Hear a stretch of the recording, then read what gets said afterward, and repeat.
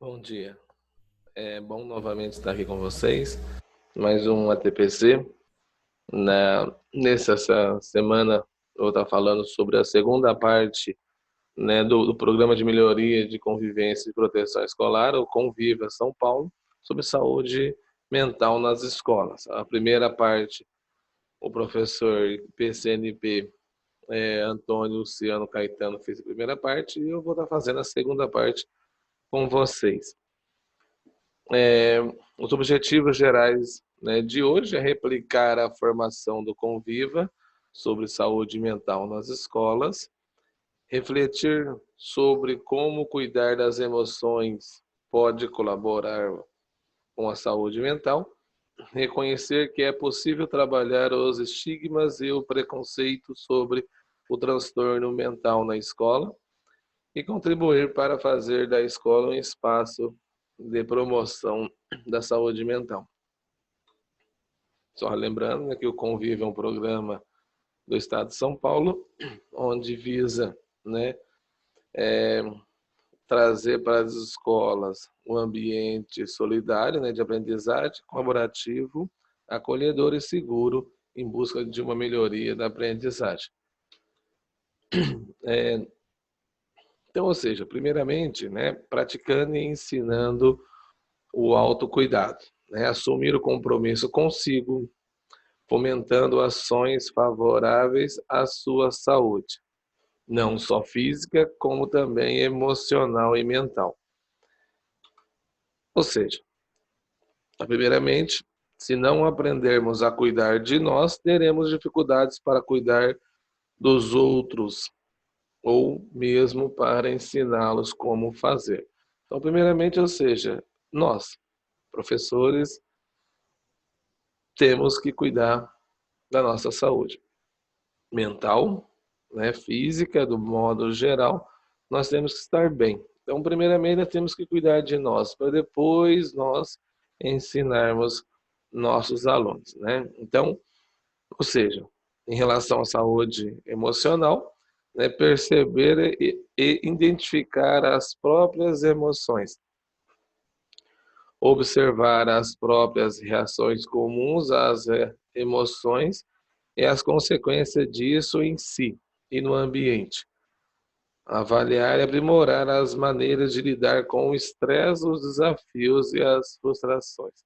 Então, ou seja, isso para nós, né, nós temos que aprender primeiramente, acima de tudo, né, perceber as emoções, identificar as emoções nossas, né, como nós estamos reagindo, né, a elas dentro de nós mesmos e o ambiente de trabalho e avaliar, né, e aprimorar para lidar com essas situações do estresse, né, os desafios, nossas vidas, em nossas buscas e as frustrações do dia a dia. Em relação à saúde mental, a prática esportiva faz bem, né, ajuda, né, a se sentir melhor, tanto fisicamente como mentalmente, boas noites de sonos. Não é porque eu estou de ensino remoto que eu vou dormir 1, 2 horas da manhã para poder acordar meio-dia, 11 horas. Ou seja, eu tenho compromisso de manhã, então durmo mais cedo, que eu tenho uma boa noite de sono. Uma alimentação saudável, né? E as práticas meditativas e ou contemplativas. Os ensinando os alunos, né?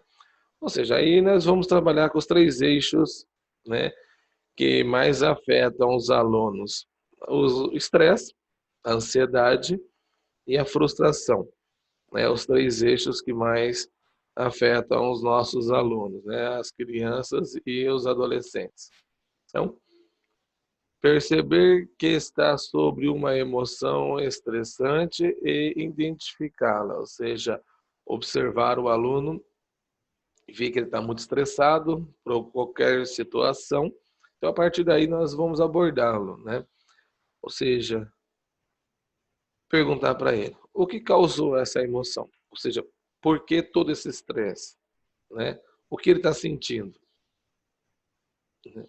Como você vai poder ajudar ele, né?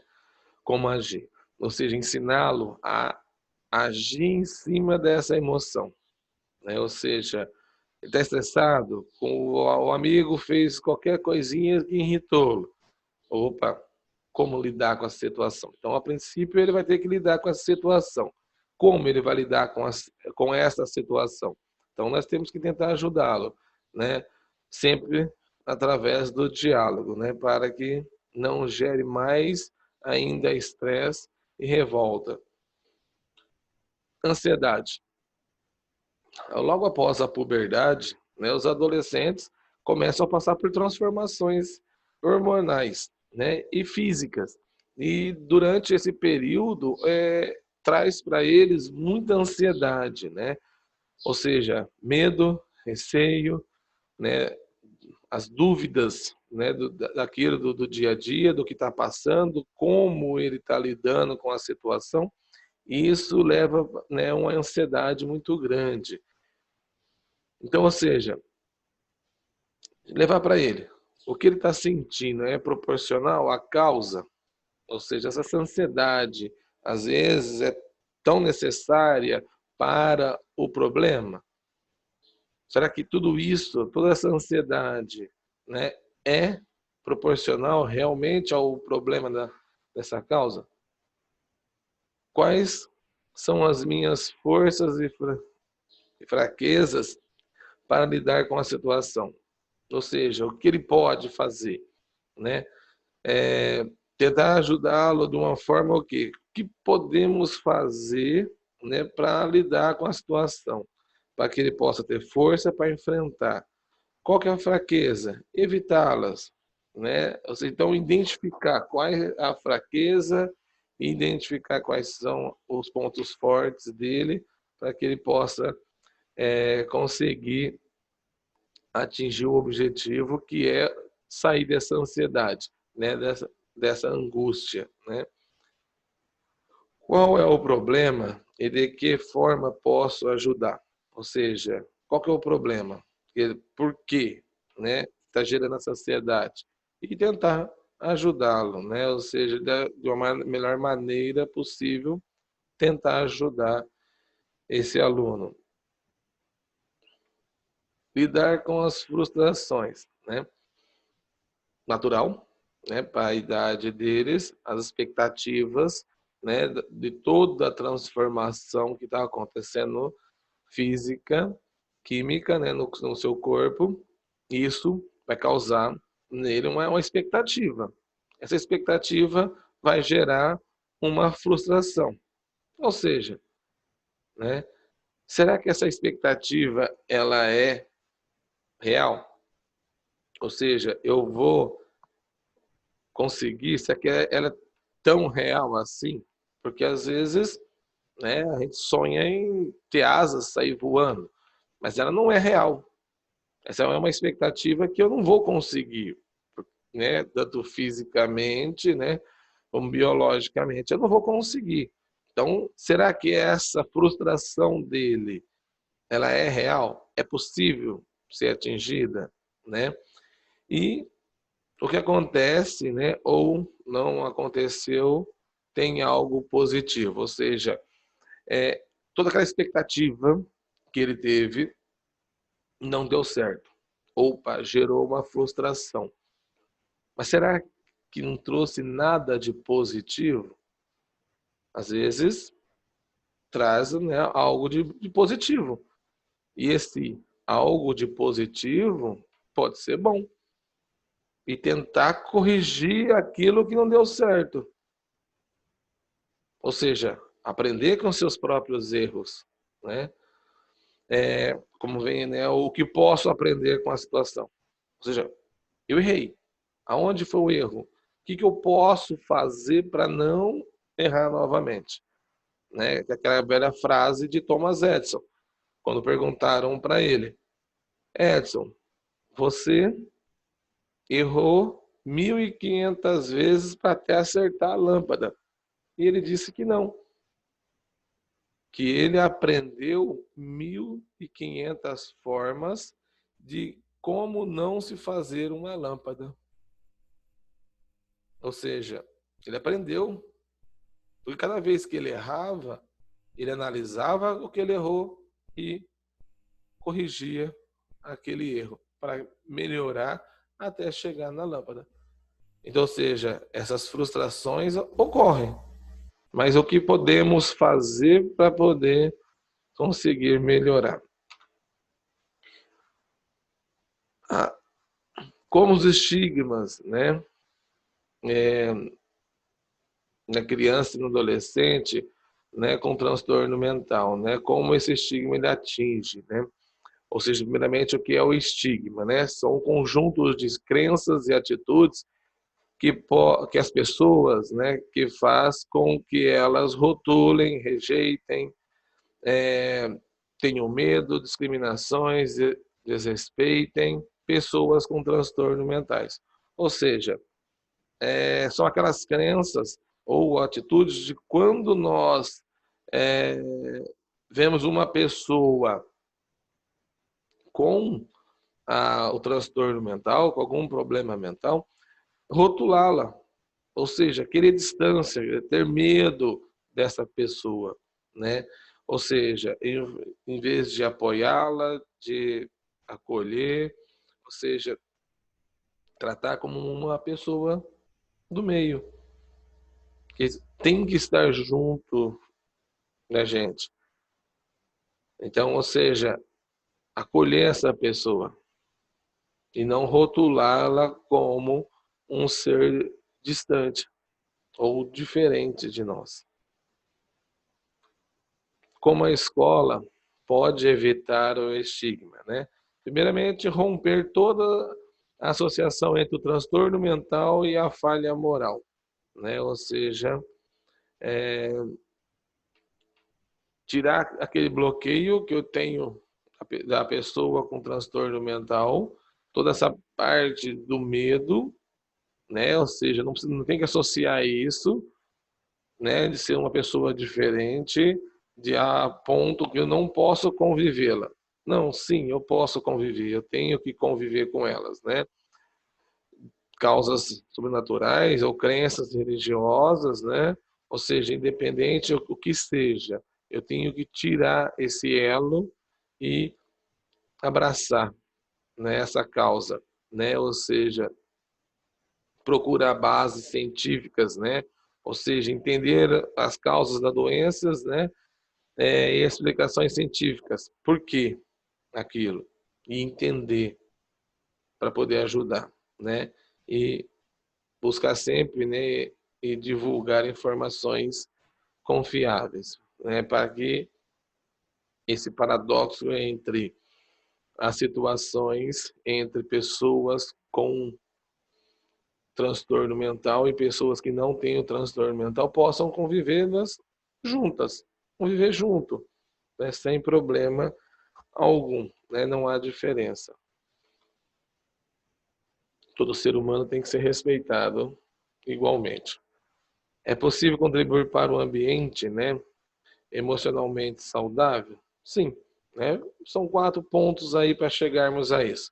Primeiro deles, assuma a responsabilidade, né? Comece sempre por você, nunca espere pelo outro fazer por você alguma coisa. Primeiramente, faça você.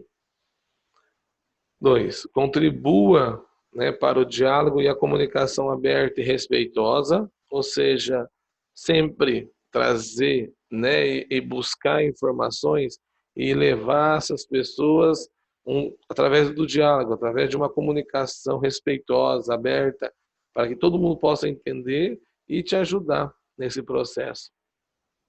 3, identifique os problemas e faça parte da solução.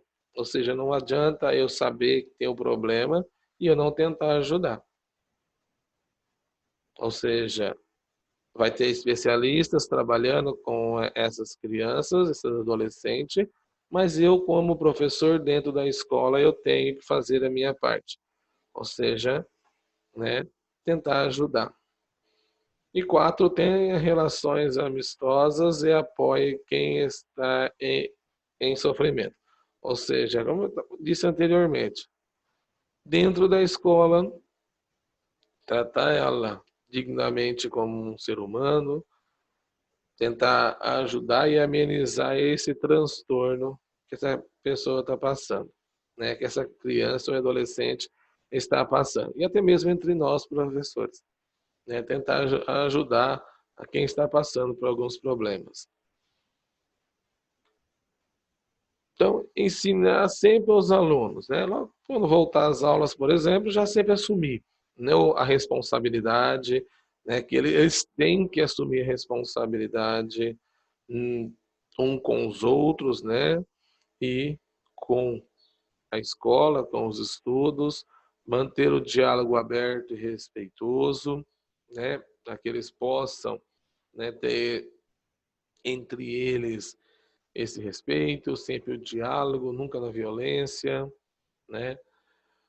Identificar problemas e pensar em soluções. Então, nunca desistir. Tem um problema, vamos tentar resolver, vamos tentar solucionar esse problema, né, que está ocorrendo, né, na minha sala de aula ou com algum colega meu, né? Às vezes até mesmo com o professor, porque às vezes o professor chega meio estressado ou com algum problema em sala de aula, que se o aluno perceber, ele vir conversar com o professor, né? É, sempre respeitando o professor, né? Para que ele possa até mesmo ajudar o professor naquele momento. Ter relações, né, amistosas e apoiar quem está sofrendo, né? Então, se tem algum aluno com problema, em vez de ficar tirando sarro, ficar brincando, ir lá conversar, tentar confortar, ou seja, tentar trazer mais harmonia ao ambiente e tentar ajudar o seu colega que está com um problema.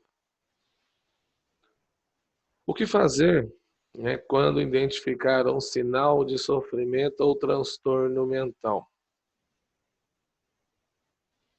Né? 1. Se houve uma mudança brusca de comportamento, observe se é algo transitório. Ou seja, o aluno, às vezes, ele está mal naquele dia, não está bem, né? Ou dormiu tarde, ou comeu alguma coisa no dia anterior, ele não está bem. Então, ou seja, analisar se é só transitório ou se é permanente, ou seja, que já há se prolonga por um certo tempo, né? Converse com outros educadores que tenham contato com o aluno e verifique se também está acontecendo isso, né, com em outros professores, em outras aulas também. Perguntar ao aluno se ele está bem ou até mesmo um colega mais próximo, né? Às vezes é difícil abordar o próprio aluno, mas eu busco com um colega, né, mais próximo, perguntar como é que tá, por que que tá daquele jeito, o que está passando, né, na vida dele para tentar resolver o problema, né? E depois, se continuar isso ao longo de uma semana, 2 semanas, 3 semanas, né? Então isso já tem que ser passado para a coordenação, a direção da escola, né? Toda essa situação para tentar resolver o problema, né? Só lembrando que nós, educadores, não fazemos diagnóstico nem, né, terapia. Ou seja, nós não somos especialistas nessa área da saúde, né? Então, nós temos que buscar apoio da área da saúde para que possa cuidar dessa situação aí no caso. Mas sempre de olho atento, né, cuidadoso, para que perceba, né, o problema para ser encaminhado, né, e acompanhar todo esse processo, né, dentro da escola também. Ou seja, o profissional da saúde faz o papel dele e nós o nosso. E sempre observando se está melhorando ou se não está dando resultado, né, para que possa ajudar o aluno a se recuperar. Quando, né, é necessário encaminhar a saúde, né, quando sinais de sofrimento emocional né, sem uma causa específica ou quando o sofrimento não é superado, né, e dure-se algum certo tempo. Então aí nós vamos procurar esse profissional, desde que já comunicamos a escola, chamamos os pais e tentamos encaminhá-lo de uma forma para ajudá-lo, né? Quando os sintomas físicos não associados a alguma doença, né, ou seja, quando começa a acontecer alguma coisa com esse aluno, mas que ele não está doente de alguma forma, ou seja, por exemplo, a ansiedade, né, ou até a própria depressão, o aluno tem aquela maneira de se mutilar, né, ficar se riscando, ou seja, é um sinal físico e que não é causado por uma doença. Então, peraí, tem algo de errado, né? Aí já são sinais, né, para identificar algum problema de transtorno mental ou, né, como diz, algum tipo de sofrimento psicológico que a criança está passando. Quando os sinais continuam, não, eles perduram por um longo tempo, né, e começam a interferir no dia a dia. Quando a criança ou adolescente passou por um trauma, né, a perca de um membro da família, né, também um acidente ou um abuso sexual, também são traumas e que essa criança ela vai demorar um certo tempo para poder disseminar todo esse trauma. Então, ele vai precisar de ajuda. E aí começar a perceber se isso está afetando o dia a dia dele na escola. Então, a partir dali, nós tentamos ajudá-lo, né? Ou seja, encaminhando a um especialista. Quando há mudanças bruscas de comportamento, né, e queda do rendimento escolar. Aquele aluno era bom ou mediano e de repente para. Não quer fazer mais nada, não quer estudar, não quer buscar o que é melhor para ele. Então, nós temos que começar a perceber, alguma coisa aconteceu, né? Ou seja, tem vários casos. O pai e a mãe se separaram.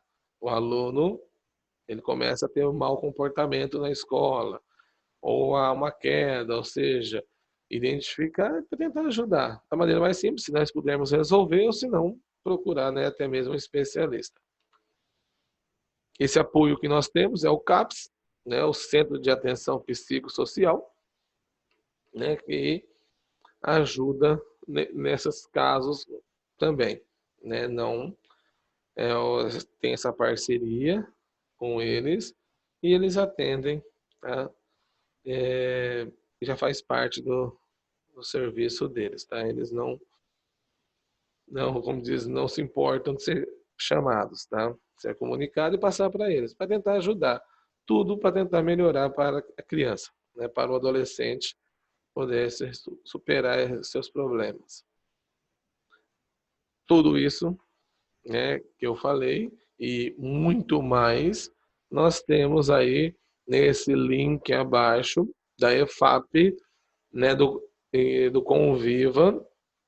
Lá tem a primeira parte, a segunda parte, né? Tem os vídeos onde os alunos falam, professores falam, especialistas falam, né? Ou seja, foi uma formação boa. Alguns professores até já assistiram, tá? É interessante, né? E está ali disponível para ser assistido. Quem tiver um tempo, puder estar assistindo, é muito bom. E também encontra também dentro do blog do núcleo pedagógico da diretoria de ensino aqui da Mantina, né? Então também é só entrar no nosso blog e ali está essas informações. Muito obrigado, tá? Até a próxima, né? Se Deus quiser, nós estaremos juntos novamente aí, né? Em mais um ATPC. Então, muito obrigado, tchau, tenham uma ótima semana de trabalho.